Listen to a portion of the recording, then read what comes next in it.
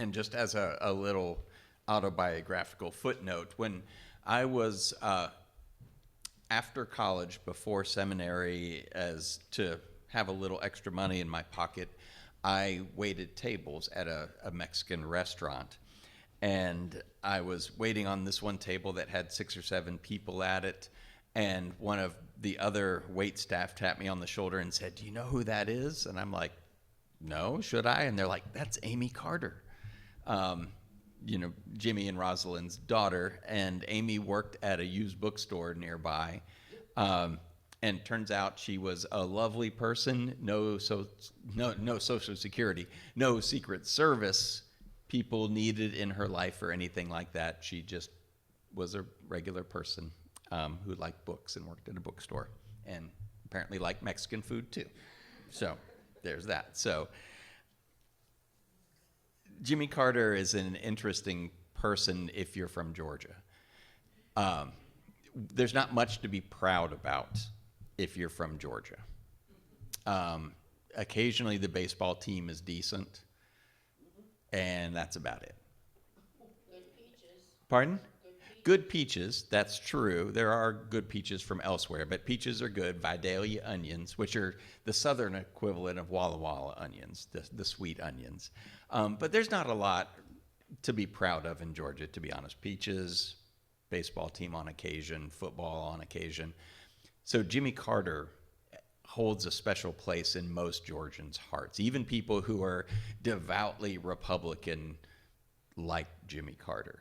He's a native son. He's from Plains, Georgia. And I was, I think, about 6 when he was elected. And, at 6, you're just starting to become aware of the wider world. And so the first president I can really remember was Jimmy. And it's interesting that how he's referred to, at least from Georgians, is not President Carter. He's just Jimmy. And if you say, you say Jimmy in a sentence, everyone knows who you're talking about. It's just President Carter, but you don't call him that. He's Jimmy if you're from Georgia. And I've been thinking about him a lot for obvious reasons. He was laid to rest a few days ago. And I've been wondering about his last days as president, his final year, his final month, his final week, and what he must have been feeling. And I don't know, and I'm not sure he's ever written or spoken about it, but I just wonder what that must have been like for him. Did he have some pride in what he had done and what he had accomplished? Was he just relieved to step away? Was he exhausted? I imagine the presidency is absolutely exhausting. Was he ashamed of anything? Was he grieving that things didn't go like he hoped to? If you recall, his last year did not go particularly well, at least not in the public's eyes. So there was an oil shortage, an oil embargo, I believe, where we couldn't keep our big Chrysler V8s filled up with fuel, and there was long lines at the gas pumps. And that made him pretty unpopular. That was his fault. Interestingly, that was the beginning of small import fuel-efficient vehicles in the United States. They didn't really exist. There wasn't a market for it until that happened, and then all of a sudden we had Hondas and Toyotas and Datsuns on the streets, and before that, you just didn't have that. And a small car, before that, cars were huge. Think about cars in the 70s. But there was an oil shortage, and Jimmy was responsible for that, or so everyone thought. And then there was the boycott of the 1980 Olympics, which was probably the right thing to do, but it certainly didn't make him popular. And then probably worst of all for his reputation was the Iran hostage crisis. And most particularly the failed rescue attempt in which 8 servicemen died. You all remember all this? Probably, I do. And then his presidency ended late 1980. Ronald Reagan was elected early 1981, and he lost to Reagan in one of the most lopsided elections ever. He got creamed. So what must he have felt like as he departed the White House, as he stepped away from being the leader of the free world to what? Now, history has been kinder to Jimmy than people were and the media was at that time. Reagan is often credited with bringing the hostages home, but it was actually Jimmy who negotiated their release. And President Reagan sent Jimmy to be the one to greet the hostages when they arrived back on U.S. soil. But at the time, that wasn't the narrative. The narrative was Jimmy failed to get them released and Reagan did, but that was not the reality.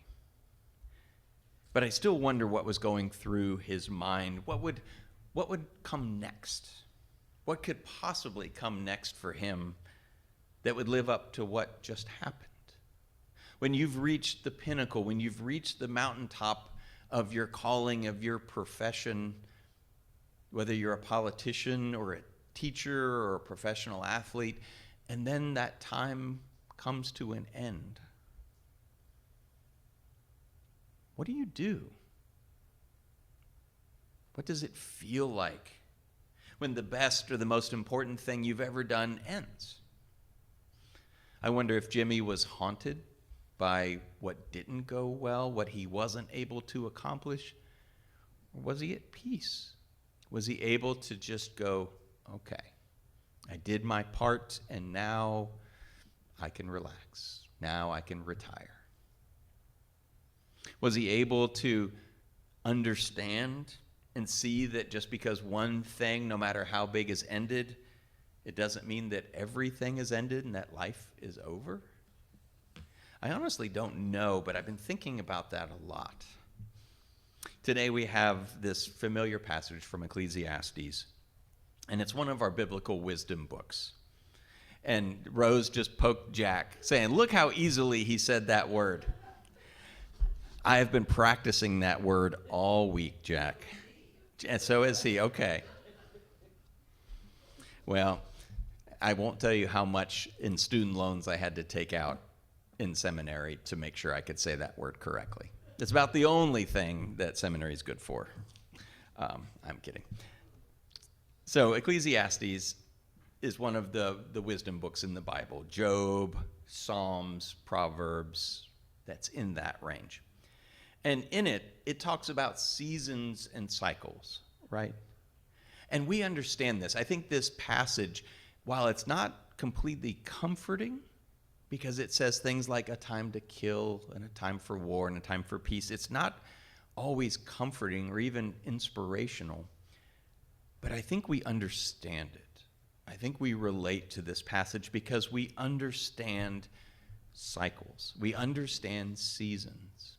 We look out our windows and we see what season it is now, and we've lived enough years to know that though it's gray and rainy now, at some point we'll see flowers poking through the soil and on the bushes, and we'll know that the seasons are going to change. And so when we have a scripture passage that talks about cycles and seasons and things ending and beginning, there's a part of us that understands that rhythm. We understand it, I think, in a way that we can't relate to resurrection. We read about the resurrection of Jesus, and while we hopefully find hope in it, there's a part of us that goes, well, nobody in my life has been resurrected, even though I would like to see it, I think. Resurrection is it's a miracle. It exists outside the natural order of things, and so it's hard for us to really understand. Koheleth, I know everyone chuckles, Koheleth, the author of Ecclesiastes, and this is just an aside, Koheleth we don't know much about. Koheleth is either a person's name, and it's one person, or it's a person and it's their writer's name, their nom de plume, or it's a collection of people who, like us, like if we all stopped right now and got out some paper and said, each one of you write down some of the wisdom that you've picked up over your years. and then we collected it together and we went to publish it, and we didn't want to list all 20 of our names. We just chose a name to publish it under. It might be that too. We don't really know, but we do know that Koheleth, the author of Ecclesiastes, seemed to understand that God created and set these cycles and seasons in motion. And in these cycles and seasons, in all that this text, this passage contains, is kind of the fullness of life, right? There's a time for life and a time for death, a time for good things and a time for bad things, a time for sun and a time for rain, a time for endings and a time for beginnings. And that's where we live, isn't it? In the midst of all of that, we live in the middle of that, surrounded and linked to life and death and good and bad and sun and rain and endings and beginnings. And yet we suffer and we struggle. And I think that maybe we struggle at times when we think or hope that we can remove ourselves from this fullness of life, from these seasons and cycles where we want to pick and choose what we experience. Like I would like sun and maybe not so much rain. And none of us, I think, want death to touch our lives. We want the healing, but we don't want the sickness. We want the good, we don't really want the bad. And there's a wisdom in this teaching, in this passage in particular, and I think it's that our expectations, that somehow we can choose to opt into only certain parts of the fullness of life, that sets us up to suffer. We want to be removed from the parts that we don't like, the parts that hurt, the parts that are frightening. And this is part of the wisdom of Ecclesiastes, is that things change. And things always change. Winter will give way to spring. And that will turn into summer and then fall and then winter again. And that war will give way to peace, and then peace will give way to war again. That there's a season for all things. And there's a deep wisdom in that. As an aside, there's a secondary piece of wisdom in this text that I want us to pay attention to and remember. And maybe I could have preached the whole sermon on this next piece, but there is a wisdom in here, a teaching in here about enjoying things and rejoicing and enjoying life. And that it's okay to have pleasure. So sadly, in Christendom and Christian history, we have kind of inherited this teaching that we're not supposed to have pleasure in our lives. Right? That everything in this world is kind of a trap. Anything that's good or pleasurable, whether we're talking about chocolate cake or margaritas or sex, is there. And if we embrace it or enjoy it or indulge in it, then that's like we're on the slippery slope to condemnation and hell. I will say, over at Bellevue First, when I was preaching this message, I made that comment about chocolate cake and margaritas and sex, and before I finished the thought, somebody, and I didn't even see who it was, piped up and said, "That sounds like a good evening." And then there was a debate momentarily about what order that would happen in. Does the cake come first and then the margarita, or margarita and then sex and then cake and all of that? And it's good that we can laugh about it, because how often do we actually acknowledge that people have sex in church? And oh my gosh. It's okay. We can talk about, well, not sex in church. We can talk about sex in church, but not sex in church. You know what? How do I do that grammatically? That's a trap. That's very funny. I have two things now to tell my wife when I get home. One is what happened over there, and here we started talking about sex in church. And maybe I should just retire now. But it causes me great sadness that we somehow think that to be good Christians means we can't have a lot of pleasure in life. And I think Koheleth and the wisdom that's here in Ecclesiastes hopefully remedies that it's okay to enjoy life, that it's actually a gift. And we know life is hard. Sometimes life is almost unbearably hard. And so it's okay to rest. It's okay to relax. It's okay to play. It's okay to have some fun. It's probably okay to even have a margarita on occasion, as long as it's not addictive. It's okay to find some comfort in life and some joy. And I hope we can hold on to that wisdom, just like it's okay to laugh in church. I think church is best when we can do that at times. In our devotional book, Reverend Caleb, the author of the book, by the way, who's going to join us this year at some point. He and I are talking, and he's going to come and spend a weekend with us. And so you can ask him all your questions and talk about what we've learned and all of that stuff. And he offers us some wisdom from his experience with Taoism. And in that, he talks about the Taoists believe that there's a flow or a current to life, and if you go with it, then your life has less suffering and less pain. But if you struggle against this flow, that it causes suffering. And I've wondered if that's kind of how it works for us too, that maybe God's spirit or God's dream for us has a flow or a current. And maybe that's what Jesus reveals to us, is what it looks like to really be in that flow, to go with God's dream and God's hope.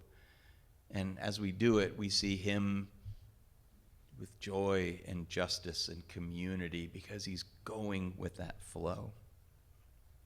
I understand it personally a little more different, or a little differently, where I think about it musically, even though I'm not terribly musical. One of the ways I understand Jesus is the one who hears God's melody clearly.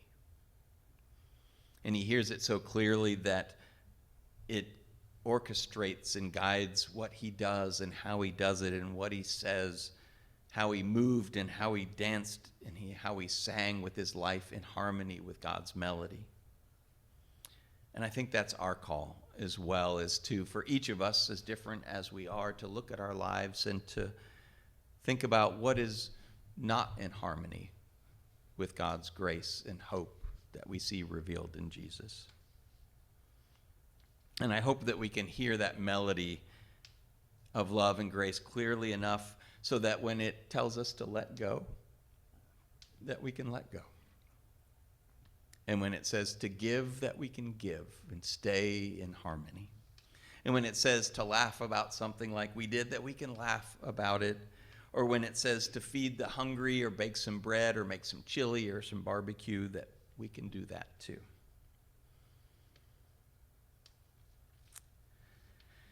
I think, and this is probably the least insightful thing I've ever said up here, I think we are on the cusp of a new season. And I suspect you all are aware of that. You see that too. And there is curiosity and excitement and energy, and that's been a blessing to see. But there's also anxiety. And there's worry. And because of that, there's suffering. Wherever there's anxiety, wherever there's worry and fear, there is suffering. In today's passage, this wisdom from Ecclesiastes, it makes me wonder how much of that anxiety and therefore how much of that suffering is chosen. How much are we choosing to bear by wanting things to stay the same? Isn't one of the lessons of faith to accept that the season we're in is right where we're at?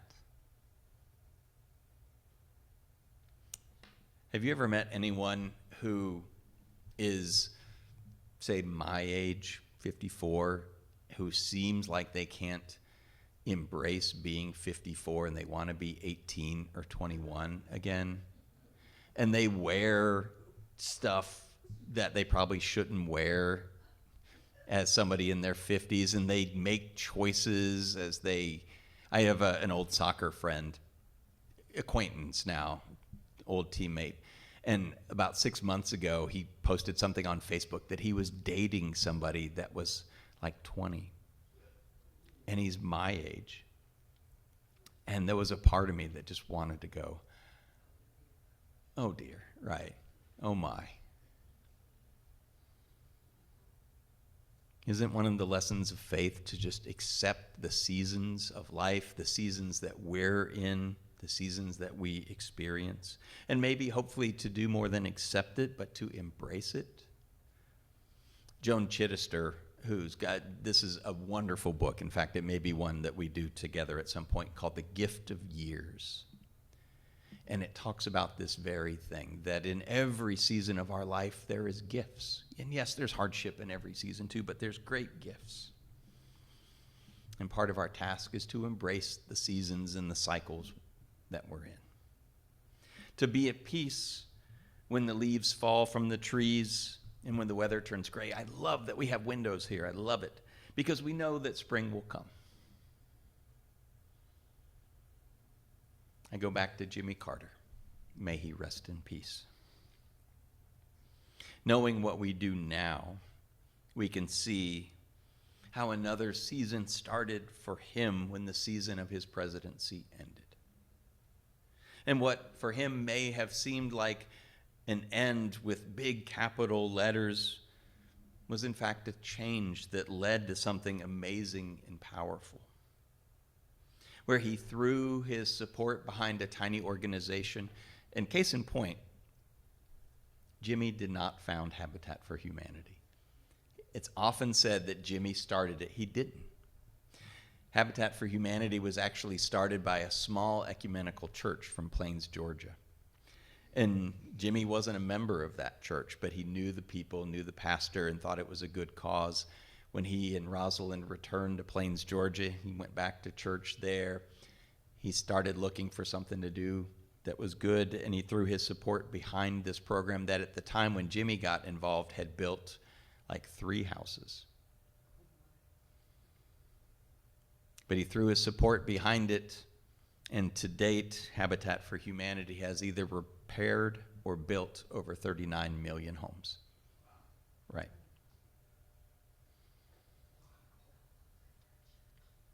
What seemed like an end was just a change and led to a new season.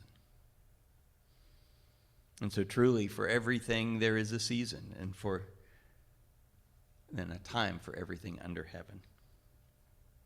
And isn't that, when we really think about it, actually very good news for President Carter and for us? And so may it be so, and amen.